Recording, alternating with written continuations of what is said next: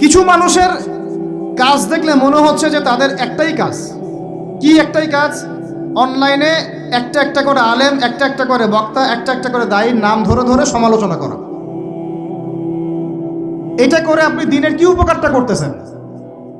এই কাজগুলো করে আপনি দিনের কোন জায়গায় খেদমতটা করতেছেন বলেন? এতে করে মানুষের দিন সম্পর্কে, সেই আলেম সম্পর্কে, সেই বক্তা সম্পর্কে, সেই ওস্তাদ সম্পর্কে, সেই ইসলামী দল সম্পর্কে কি ভালো ধারণা সৃষ্টি হচ্ছে না খারাপ? আমরা যদি প্রশ্ন করি যে আপনি নিজের চেহারাটা একটু আয়নায় দেখেন না, আপনার ভিতরে কি কোনো দোষ নাই? আপনি কি এই উম্মার নেতৃত্ব দেওয়ার যোগ্যতা অর্জন করেছেন? কতগুলো কিতাব পড়েছেন? কি ডিগ্রি অর্জন করেছেন? কতটুকু সার্টিফিকেট অর্জন করেছেন? কতটুকু তাস্কি অর্জন করেছেন? কতটুকু আপনি নূর অর্জন করতে পারলেন? কতটুকু বাসিরা আছে আপনার? কয়টা মসজিদ করেছেন? কয়টা মাদ্রাসা করেছেন? কয়টা ইসলামিক সংগঠন করলেন? কয়টা কিতাব লিখলেন? কয়টা লেকচার দিলেন? আপনি নিজে কি করলেন দিনের জন্য? এই চিন্তাটা করা দরকার নাই যে আমি নিজে কি করলাম দিনের জন্য?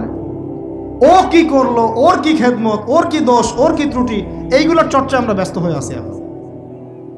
এই একটা কারণে আমাদের ওলামায়ে কেরামদের মধ্যে ঐক্য হচ্ছে না, দুর্ভাগ্যজনকভাবে।